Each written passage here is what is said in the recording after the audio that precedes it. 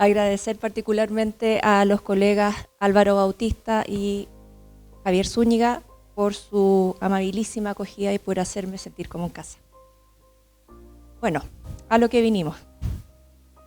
Buena parte de la obra de autoras hispanoamericanas contemporáneas abreva del relato fantástico clásico sin ajustarse necesariamente a su estructura, temas, motivos ni finalidad.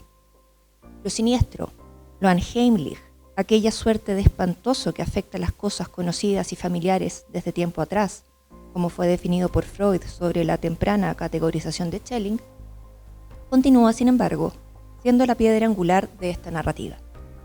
Su irrupción, propongo, sucede generalmente en el marco de procesos e hitos de crecimiento, como la niñez, la adolescencia, el matrimonio, la maternidad, que son distintos o se experimentan de forma distinta en el caso de mujeres y de hombres. En esto sigo el planteamiento de Abel Hirsch-Langland, en el sentido de que el desarrollo femenino no es lineal ni gradual, como el masculino, sino que se produciría a través de elementos epifánicos. Desde aquí, sería en el relato de estos últimos donde cabe rastrear la emergencia de lo fantástico en la narrativa femenina contemporánea. En ella, la herencia fantástica se revela menos como una rajadura en el mundo real, como planteó Roger Caillois, que como una anagnórisis, esto es, un momento ya no de vacilación entre aceptar la evidencia irracional o desecharla como un engaño de los sentidos, sino de apertura cognitiva, en el cual se comprende que eso que considerábamos extraño, raro, inusual o insólito no es tal, sino que forma parte de nuestra realidad. Una parte oscura, que no se descubre a simple vista, que no queremos ver, o que quizás no todos pueden percibir, que no es reductible a una lógica racional, pero que siempre ha estado allí, y que de repente emerge para hacérsenos reconocible, o que, de repente, somos capaces de reconocer. Antes que de una ampliación de los márgenes de lo real, como sugería Jaime Alarraqui con lo neofantástico, este reconocimiento, o anagnórisis, supone más bien una profundización en los pliegues que esa realidad genera. El matiz es importante. Una ampliación implica que el entorno modifica sus límites o se revela súbitamente distinto, mientras que la profundización enfatiza nuestra propia capacidad sensorial y cognitiva para captar las sutilezas de ese entorno, que en la práctica sigue siendo el mismo. Así, al alero de lo fantástico, comprendo lo siniestro como una categoría que me permite conjugar la revelación de elementos externos a nosotros con nuestra propia colaboración perceptiva, integrando tanto aquel corpus tradicionalmente considerado fantástico clásico, de fantasmas, vampiros, muertos vivientes, casas embrujadas, aquel corpus en el cual lo fantástico se reduce a un juego de lenguaje, y aquel donde lo fantástico se asoma como una posibilidad cierta, pero imposible de probar. Por estas tres vías, esta literatura problematiza tanto nuestros criterios de realidad como los marcos ideológicos que los sustentan.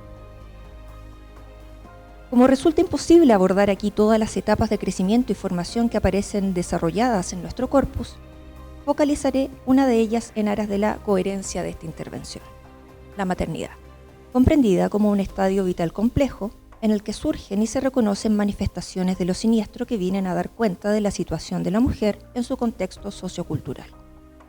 Esto es, esta perspectiva pone especial atención al uso feminista de los recursos formales propios del relato de herencia fantástica, en tanto colaboran en la denuncia de la opresión histórica que ha sufrido la mujer en el marco de sociedades patriarcales y en el cuestionamiento de los roles de género.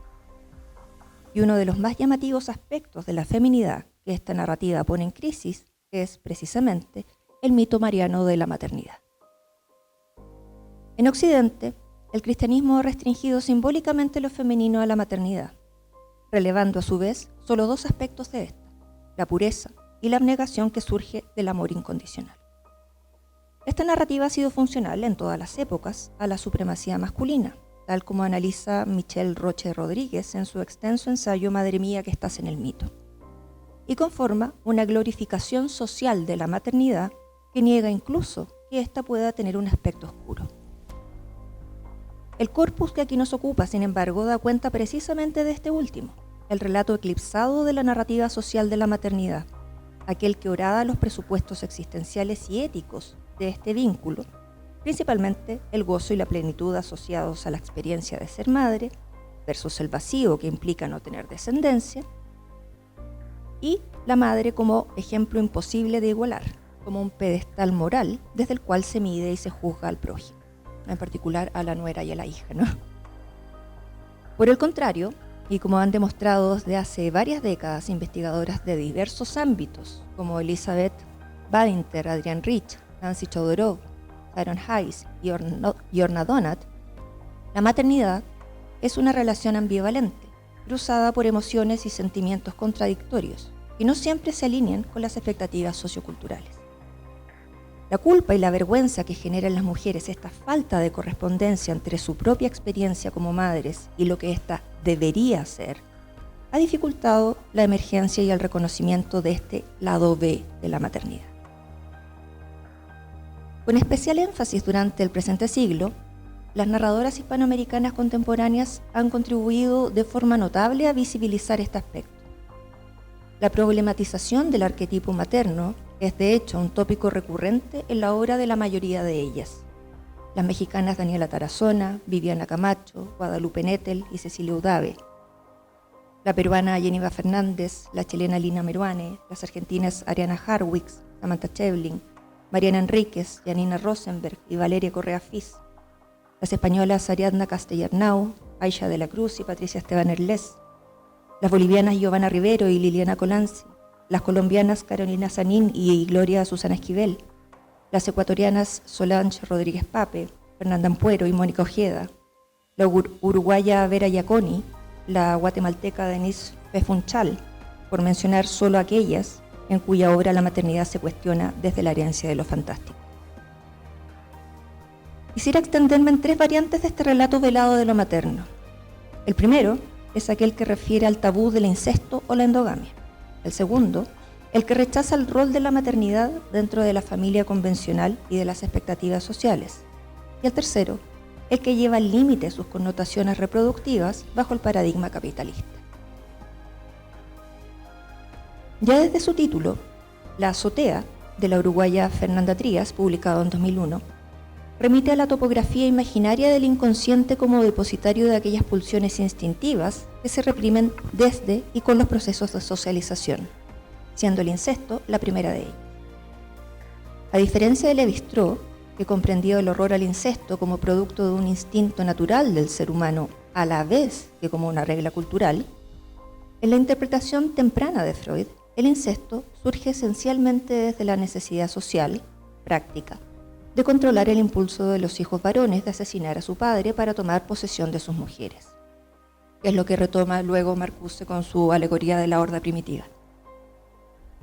Sin esta norma, se alterarían tanto las jerarquías como el orden familiar que están a la base de la organización de nuestra sociedad.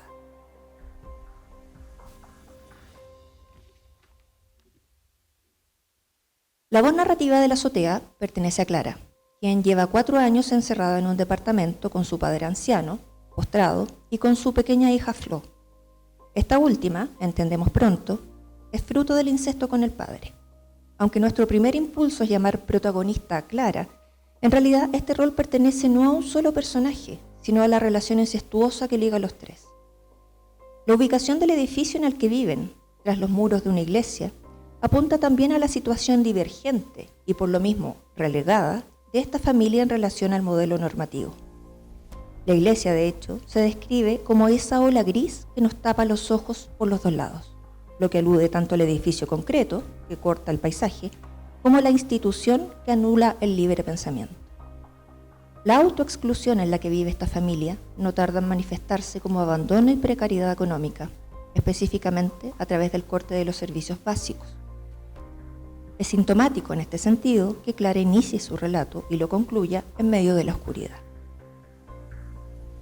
Si bien en algunas obras de otras autoras hispanoamericanas es posible interpretar el incesto como instancia de comunión con las raíces o como rito expiatorio que orada los roles de género, pienso por ejemplo en la obra de la chilena Diamela Altip, en particular en Por la Patria o Cuarto Mundo, en la azotea el incesto no es sino condición de claustrofobia y extinción. Sin embargo, aún así logra cuestionar el modelo familiar tradicional. Por sobre todas las cosas, Clara anhela una familia, aunque no llegue a comprender la naturaleza ni los límites de su deseo. Dentro de poco íbamos a ser como esas familias de la televisión, siempre felices, dice ella, incapaz también de ver la distancia entre ese modelo prefabricado y su propia realidad, donde ella ha reemplazado en su persistencia edípica a la madre muerta. Simbólicamente, por la fuerza de su deseo no domesticado, Clara ha matado a su progenitora, pero en la práctica no ha podido tomar su lugar. La muerte, primero de su padre, luego de Flo, a quien Clara ahoga con su propio peso, y finalmente de ella misma, da cuenta palmaria de su fracaso. La mater cristiana no solo debe dar la vida, sino también dedicar la suya propia a preservar la de sus seres queridos. De nosotros ya no queda nada, son las últimas palabras de Clara, las últimas del libro también, ya que, como nos enseñó García Márquez, las estirpes incestuosas no tienen una segunda oportunidad sobre la tierra. La experiencia socialmente desviada de la maternidad se retrata también en el cuento Socorro de la boliviana Giovanna Rivero, incluido en el volumen Tierra Fresca de su tumba, que es bastante reciente, publicado el año pasado. El título hace referencia al nombre de la tía de la narradora, una mujer ya marchita, solterona y con problemas neurológicos. Es, diríamos con Gilbert y Gubar, la loca del desván. La acción transcurre durante unas vacaciones que la narradora pasa con su marido estadounidense y sus hijos gemelos en la casa materna, en Bolivia, donde Socorro vive bajo el cuidado de su hermana, que es la madre de la narradora. Esos chicos no son de tu marido, acusa la tía al iniciar el relato, y desde allí se van revelando una serie de secretos familiares. El primero de ellos es que en su juventud Socorro fue violada por su cuñado, el marido de su hermana y padre de la narradora. El segundo es que Lucas, hijo de Socorro y primo de la narradora, fue el fruto de esa violación. Los pechos de Socorro secretan un líquido putrefacto que condensa de manera clara estas maternidades anómalas, producto de la violencia y el incesto. Cito: pechos grandes, enfermos, unos pechos que habían tenido que renunciar a la leche natural y que ahora se inflaban de esa leche terrible, colateral, que producen algunos psicotrópicos. Fin de la cita. Y los secretos siguen saliendo a la luz. La narradora se entera de que Socorro la vio teniendo sexo con Lucas en el cuarto de planchar, el mismo día de su boda con el gringo. Se entera, y nosotros con ella, de que Lucas supo de su embarazo y de alguna manera también supo que esos hijos que venían en camino eran suyos, que no pudo soportarlo y que se quitó la vida en ese mismo cuarto del jardín. Que Socorro, en suma, sabe la verdad. Los hijos de su sobrina son sus propios nietos. La escena final del cuento logra delinear con ternura la experiencia de la maternidad devastada, la de Socorro, pero también la de la narradora. Cito: Socorro estiró sus brazos flácidos y tomó mi cabeza. Llevó mi cabeza hasta su pecho. La loca sollozaba, ¿o era yo? Era imposible escuchar su corazón debajo de todo eso, de la pulpa purulenta de sus pechos. En cambio, sentí cómo su camisón empapado, de leche o de lágrimas, me adhería a ella venciendo mis últimas resistencias. Hundí ya del todo mi rostro en su camisón. Saqué la lengua, lamí la tela, quizás la chupé, y dejé que esa sangre antigua de Socorro me aliviara un poco, o que finalmente me contagiara, que me arrastrara para siempre y más allá de todas las corduras posibles con su turbulencia. Fin de la cita. Tanto en la novela de Trías como en el cuento de Rivero, lo siniestro se ubica con facilidad en estos secretos familiares que, debiendo haber permanecido ocultos, se han revelado, horadando con ello uno de los mitos más cultivados en torno a la maternidad, su condición plácida y gozosa. Los márgenes de esa narrativa social se cuelan en este corpus y emergen como la leche descompuesta de Socorro, visibilizando no solo otras formas de maternidad, sino también e incluso la renuencia a ella. A diferencia de lo que sucede en la obra de autores varones, como Thomas Mann, Faulkner, Musil o el mismo García Márquez, aquí lo importante no es el valor simbólico, mítico y estetizante del incesto. La perspectiva femenina en estos relatos lo expone en su brutal sencillez, como síntoma de una dinámica social patológica que perpetúa las condiciones de su propia desgracia. El incesto aquí es estéril. Por más que se concrete en el nacimiento de un niño, no genera vida sino desolación, sobre todo para los sujetos femeninos.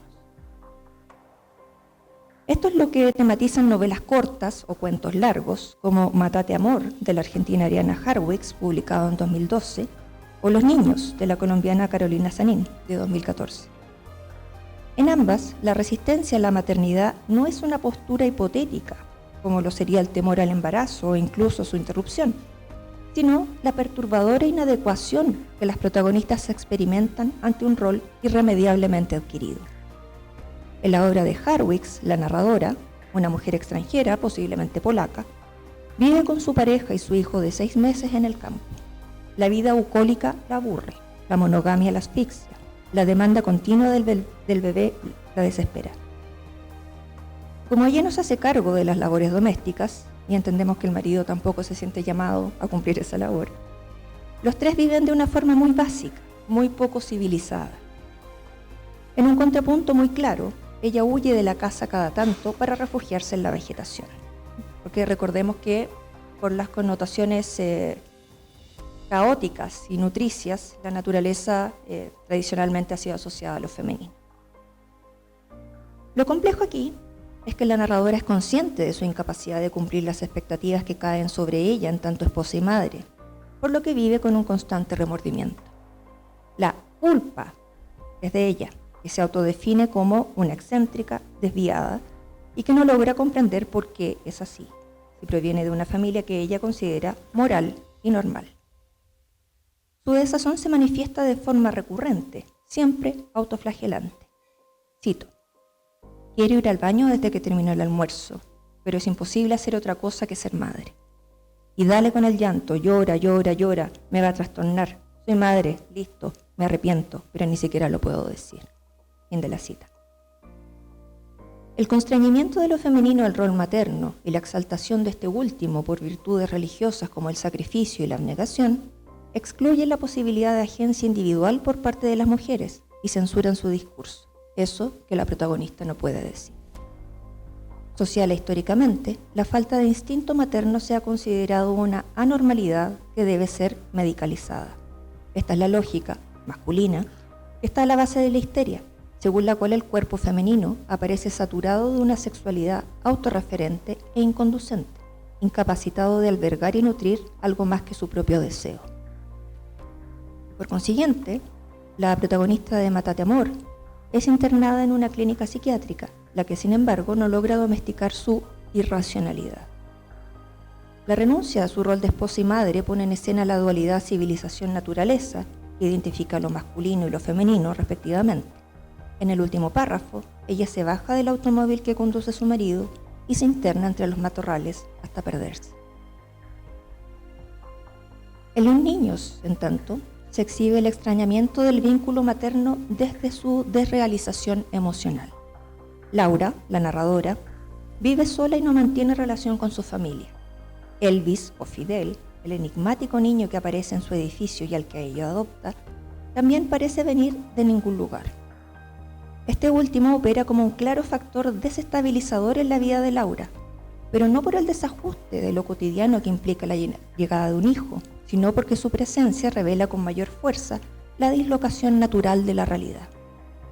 Ello se manifiesta en la falta de conexión lógica, tanto entre los eventos narrados como a nivel de lenguaje. Laura y el chico lo fuerzan y cuestionan hasta el punto en el cual éste pierde su capacidad de referencialidad y certeza. Una escena en la que el niño le habla a Bruce, el galgo de Laura, sirve para ejemplificar este desajuste. Cito: el niño lo acusaba de ser un perro sonámbulo.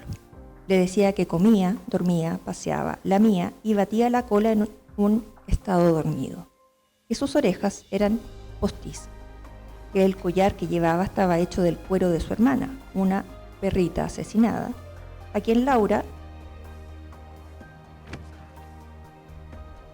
le había comido el interior y pasaron los años. Que Laura lo quería más a él, a Bruce, que a Fidel, pero que también acabaría por comérselo.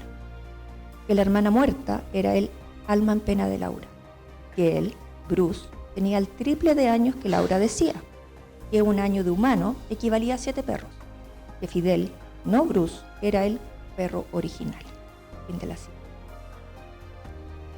Lo que podría ser nada más que el discurso incoherente propio de un niño de 6 años, adquiere, en este contexto enrarecido, una cualidad siniestra, remarcada por el uso constante y no siempre justificado de las cursivas. Pero la herencia fantástica opera aquí no solo a nivel de los desequilibrios lógicos entre los enunciados del texto, sino también por medio de lo que Rosalba Campra ha llamado los silencios incolmables, aquellos que sugieren la presencia de vacíos en la trama de la realidad y de su discurso. Al colaborar en este extrañamiento de lo real y de sus convenciones, estos vacíos apuntan de forma crítica a ese no poder decir, relativo a la inadecuación particular de los roles madre e hijo y a la consecuente incomodidad que los personajes sienten frente a ese vínculo.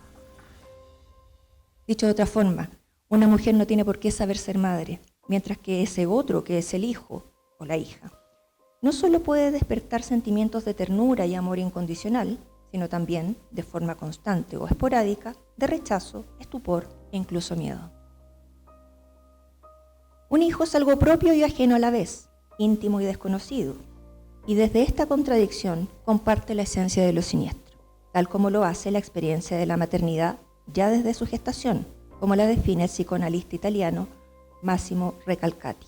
Cito: la experiencia de una proximidad absolutamente ajena, de una trascendencia y de una inmanencia absoluta. Fin de la cita. La inadecuación se expresa también y finalmente en términos intertextuales. Las historias que Laura le narra a su hijo adoptivo no son cuentos infantiles y tampoco resultan apropiados para un auditorio infantil. Junto con ello, en su misma diégesis subrayan eso siniestro, familiar y desconocido a la vez, que late bajo el entramado de acciones y discursos inconexos en esta obra. El primero de esos relatos es Grandes Esperanzas, de Charles Dickens, una novela de formación en la cual el origen y los traumas del pasado determinan de forma inexorable el destino de los protagonistas, al punto de que ni siquiera la emergencia de la verdad puede redimirlo.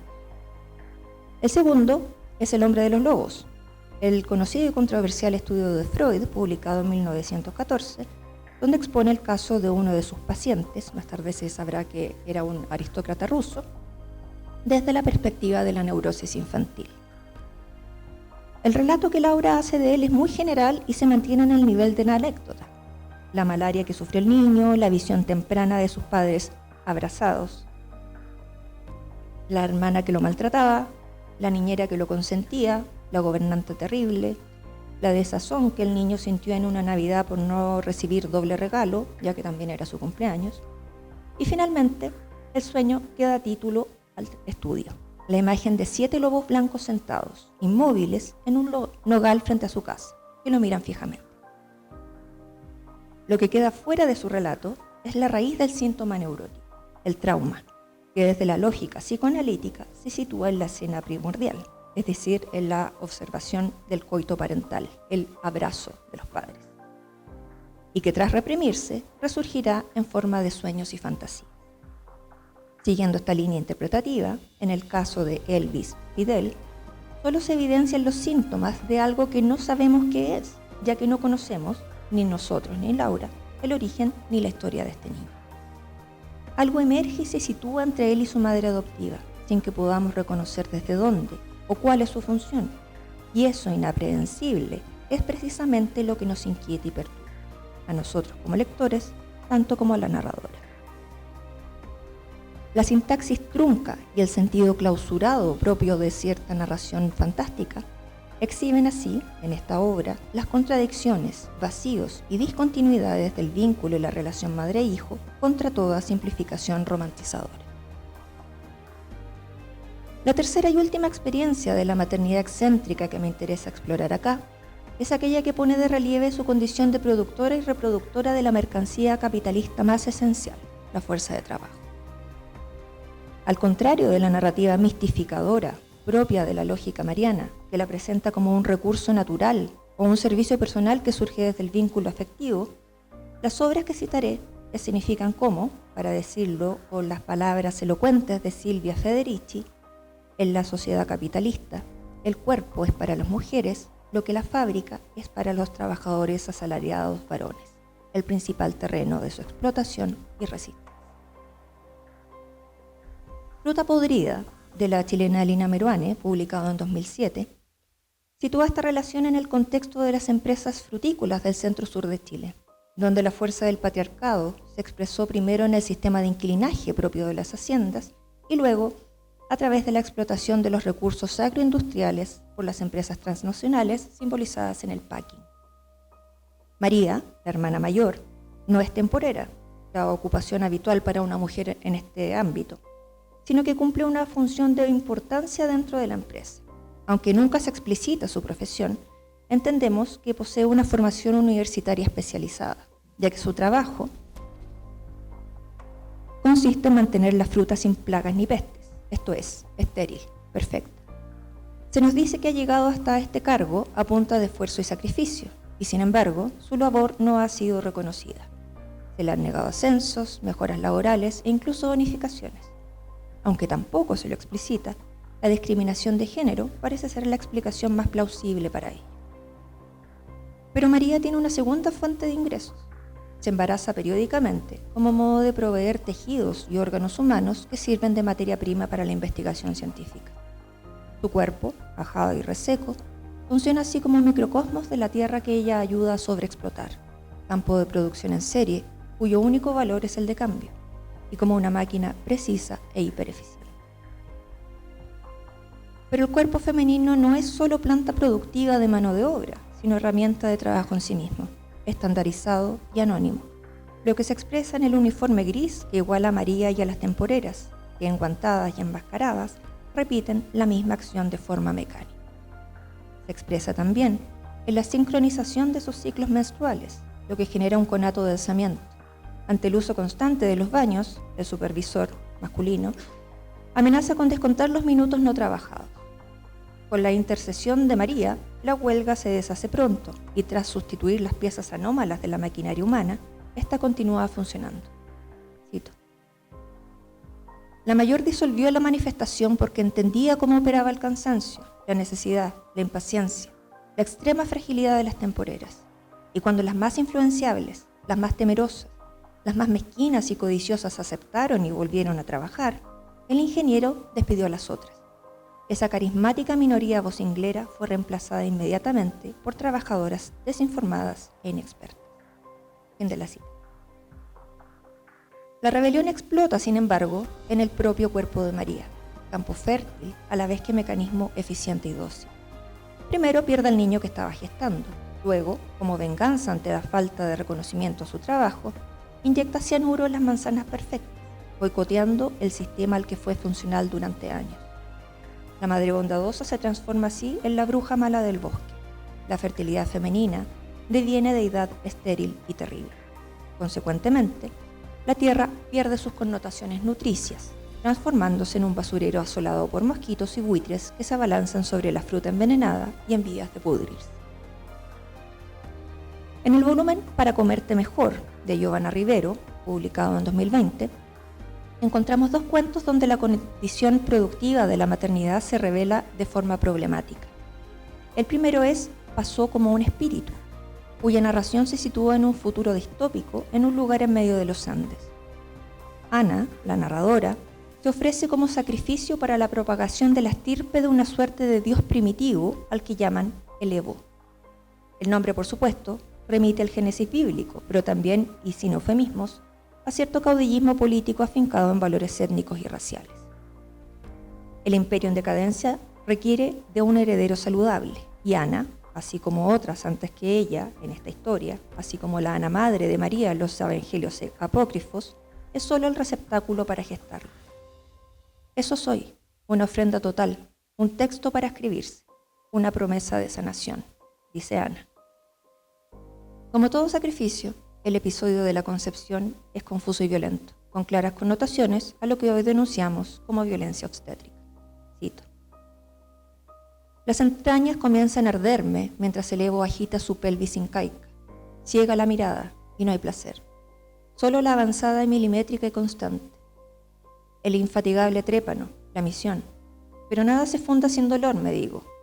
Y no pienso nada más, porque el dolor es infinito. 4 tenazas estrangulando mis ovarios, aferrándose con hambre de siglos a mi carne todavía adolescente. Fin de la cita. La cualidad instrumental de Ana se sella con un último gesto, cuando el dios arcaico le cercena los pezones, clausurando así toda posibilidad de vínculo nutricio y emocional con el bebé que han engendrado. Ana tendrá un hijo, pero no será madre, y el fruto de su vientre exhibirá esa falta de amor en su fisonomía monstruosa, ya que los niños, producto de ofrendas fallidas, son criaturas deformes, de 4 brazos, niños cangrejos, como lo llama la narradora. En el siguiente relato del volumen, titulado Regreso, a Ana se le permite volver a Bolivia para ver brevemente a su hijo, a quien mantienen en un laboratorio subterráneo junto con otros tantos prospectos de héroe redentor. Más que una sala cuna o nursery, la sala de los bebés parece una fábrica. Cito: incubadoras, cunas conectadas a complejos aparatos, tentáculos de metal que administran biberones y que apenas se distinguen de los bracitos supernumerarios de los bebés, tanques de oxígeno adulterado por el mercurio, supongo que con el objetivo de preparar a las criaturas para aquello a los que están destinadas. Fin de la cita.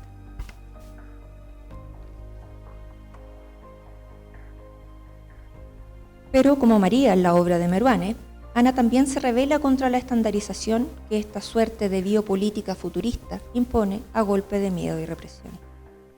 La producción de Ciudadanos va de la mano, paradójicamente, con una esterilización extrema del cuerpo, en particular del femenino.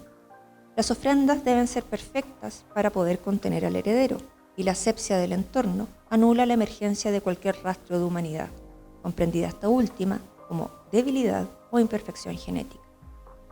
Resulta sintomático, no llamativo dentro de un orden patriarcal, que la responsabilidad del legado recaiga en el receptáculo y no en la causa material. Como una de las antecesoras de Ana le explica, al mostrarle a su hijo de 4 brazos, todas las ofrendas fallan. Estos son los frutos. Mi fruto, mamá. Mira bien, señorita, mira mi guagua. Eso buscas. Deformidad he parido yo. Pero el cuerpo femenino, continente oscuro, es también un caballo de Troya, como reconoce Ana, y desde allí, del mismo modo que la Eva bíblica, solo puede legarle a su hijo la herida, el pecado original y la consecuente promesa incierta de una inmunidad propia. Personificación de la colectividad proletaria como terreno y sujeto de resistencia a la lógica capitalista, el cuerpo femenino reacciona en contra de la explotación de forma orgánica, más allá de toda racionalidad instrumental, demostrando cómo el género no es solo una realidad biológico-cultural, sino también, y como la historia de la humanidad ha demostrado una y otra vez, una especificación de las relaciones de clase. En ambos cuentos, finalmente, los procesos de reproducción y crianza de las ofrendas son custodiados por un grupo de mujeres indígenas, esquivas y misteriosas, llamadas las mamitas. En la primera descripción que se hace de un grupo de ellas, resuena la imagen de las parcas, 3 cholas de distintas edades que hilan y tejen frente a una mesa negra que opera como siniestro microcosmos del imperio y de los destinos que ellas ayudan a urdir. Cito: con muñequitos, penes y bebés de cera, y dulces y serpentinas retorcidas como un nido de víboras. Fin de cita. Pese a su nombre, las mamitas, de aire circunspecto y terrible, carecen de todo instinto protector hacia los bebés. Su labor es solo asegurar la calidad del proceso y de sus productos. Cito: se pasean entre las incubadoras como ñustas en un jardín prohibido para sí mismas. No arrullan a los pequeños, no los cubren con las mantas. No se paran a los pies de cada nido para acariciar, por lo menos con la mirada, las caritas casi idénticas. Fin de la cita.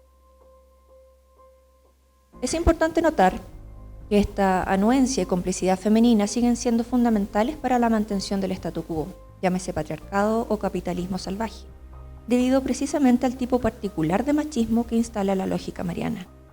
Esta, sintetiza Rocha Rodríguez, proclama que las mujeres son moral y espiritualmente superiores a los hombres, pero al mismo tiempo subyuga esta supuesta supremacía a una poética de la abnegación femenina que ha pasado a las sociedades seculares como un comportamiento esperado y natural. De esta forma, engañadas por su contenido laudatorio, las mismas mujeres habríamos sido, y seguiríamos siendo, en mayor o menor medida, cómplices y promotoras de este discurso. En palabras de Adrienne Rich, el patriarcado siempre depende de la madre para actuar como una influencia conservadora. En su ensayo Diatriba contra los hijos, y con esto ya voy concluyendo, Lina Meruane señala la paradoja de la inevitabilidad de la prole. Aunque no se tengan en vida, los hijos se tienen para siempre en la cabeza propia y en la ajena.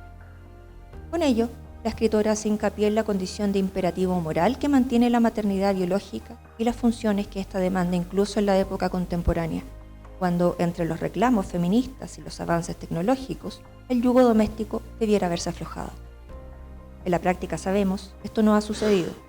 Entre los anhelos de realización profesional y las demandas propias del cuidado y la crianza, las madres han visto cómo su jornada laboral, la remunerada, pero sobre todo la doméstica, aquella que se considera servicio personal, se extiende a nivel de autoexplotación.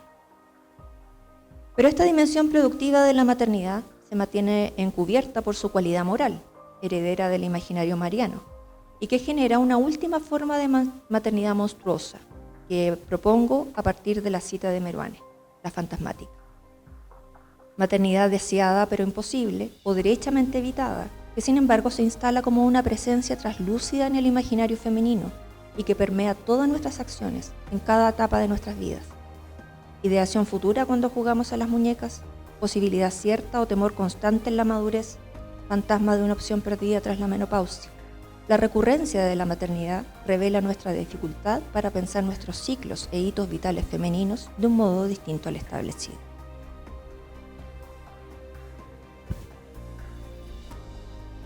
En estas maternidades no actualizadas, es posible reconocer las nociones fantasmáticas de Freud y de Deleuze. Para el primero, se trata de la manifestación de una carencia, en tanto deseo del otro, en este caso, del hijo o la hija. Incluso aunque esa ausencia sea producto de una decisión voluntaria y no se experimente como una merma emocional o existencial, no deja de verse, en términos sociales, como una falta, un elemento que resalta precisamente por el vacío que su ausencia deja en el conjunto. Ahora bien, ese conjunto es lo que aporta la elaboración deleuziana del fantasma, al abordar la relación entre lo actual y lo virtual, con especial énfasis en su capacidad para relevar las diferencias entre distintos modos de configurar y comprender la realidad. Entonces, si el devenir femenino incluye a los hijos como hitos de madurez, realización y plenitud, es porque hay un horizonte de expectativas socialmente compartidas que nos dice que es así.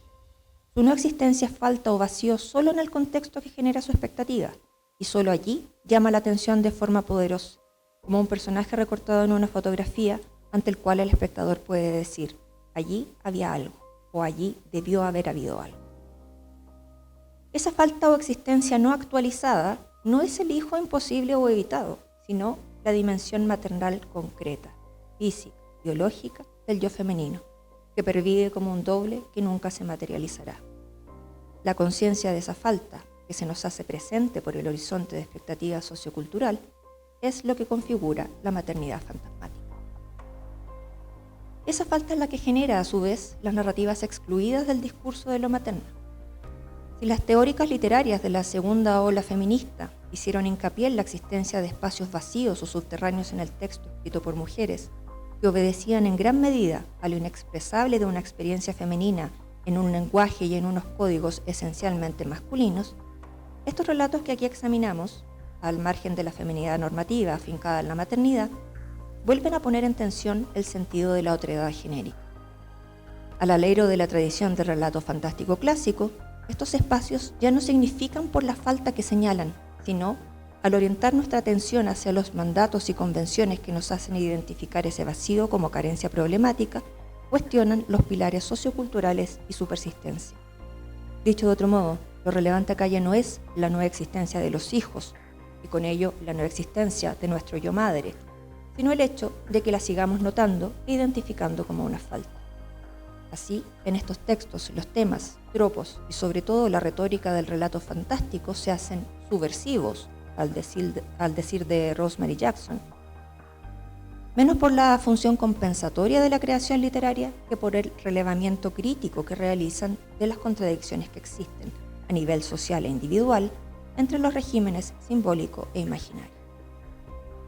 Del mismo modo en que Frankenstein puede ser leído como una representación de la tiranía de la maternidad sobre la mujer, las monstruosidades que aquí revisadas revelan, en última instancia, más del sistema que las hace posibles que de los entes de carne y hueso que engendra. ¿Y acaso por eso la fantasmática sea la forma de maternidad más perversa, invisible e inaprehensible que subsiste a través de la historia y de las historias como un super yo despótico, implacable y, por cierto, masculino? Muchas gracias. Más que una pregunta, como comentarios que vienen a mi mente, es como los hombres, las masculinidades, hemos representado la maternidad, que son pocas veces. Pero yo pensaba, cuando hablabas de la madre, de la novela o el cuento de la chilena que produce, que se vuelve fábrica de niños, pensaba en ¿qué escritores han pensado en esto? Usted pensaba en la madre de los monstruos de Maupassant. Produce monstruos para circos. Y luego pensaba en el cuento Maternidad de Andrés Caicedo. Una niña decide, por encima de toda la red de la farra de los años 70, drogas, rock, salsa, tener un niño. Eso lo leímos siempre en función de una cuestión que se da en los barrios populares, y es que a veces una niña, la única manera de quitarse de encima, no se puede ir fácilmente, de quitarse de encima la jodedera de las cantaletas, generalmente de la mamá, que es la única que lo cría, es tener un niño. Obtiene una autoridad en la casa. Y pensaba en Thomas Mann y la engañada. Entonces, esa tragedia de las identidades de Thomas Mann, la locura de Maupassant, el final me hace pensar, hombre, los hombres cuando pensamos la maternidad nos enloquecemos. Habría que pensar en, sencillamente lo curaba aquí ante tu trabajo, cómo las masculinidades, cuando lo hacen, representan, como Caicedo, casi una maternidad positiva, pues como si fuera una continuidad de un estatus que se logre en ciertos barrios teniendo un niño. No, qué tema tan maravilloso y tan importante y tan central, Patricia. No, pero pensaba, hay una serie de estudios recientes desde la antropología y desde la sociología sobre esta nueva masculinidad. Y estas nuevas masculinidades que partirían asumiendo su propia vulnerabilidad, querrían encontrar un vínculo con una forma de maternidad que va más allá de la institución y más allá del rol, que me parece que es desde el rol donde se piensa la maternidad desde lo masculino, para reencontrarse con su sentido de relación, porque para ser madre hay que tener un hijo, ¿sí? O una hija. Ahora, a la luz de la configuración de estas nuevas familias transnacionales y multirraciales, con todas sus variantes, también cabe preguntarse qué es lo que hace la experiencia de la maternidad, si necesariamente pasa por su experiencia biológica y humana. Yo particularmente creo que perfectamente se puede ser madre de un animalito. Me preguntaba cómo se recibe todo este oleaje, todas estas mujeres escritoras que están como en estos mismos discursos, en estas mismas búsquedas, sería eso. Eso a nivel micro. A nivel macro me parece que, bueno, todas estas autoras han sido consideradas por los medios de comunicación y por las editoriales en plan de marketing como un boom, ¿no? Un boom de... Eso sabemos que tiene mucho también de marketing, de empresa. Entonces pasa también que se está publicando muchísimo, lo que es bueno por un lado, pero por otro lado también cuando se publica muchísimo, se publica de todo. Entonces estamos frente a un campo en constante expansión y que recién en unos 10 años más vamos a poder decir de forma fehaciente que de todo lo que se ha publicado era realmente perdurable y valioso. Sí, has encontrado en los relatos que has explorado la maternidad como un lugar de afirmación ético, político, Y segundo, si hasta qué punto en esos relatos quizás he encontrado que el abandono de una concepción judio-cristiana sea la condición de la afirmación ética y política. A ver, creo que, y para esta respuesta me voy a situar específicamente en los casos de las escritoras más jóvenes de Chile y Argentina.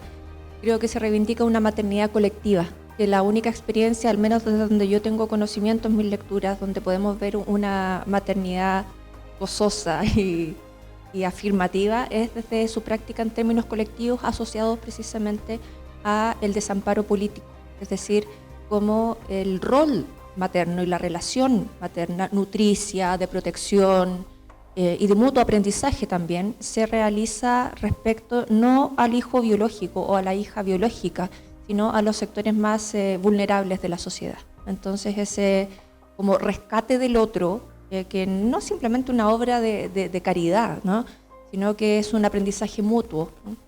Entonces esa forma de maternidad colectiva me parece que es muy enternecedora y muy, dentro de lo que yo he leído, gratificante para quienes la ejercen.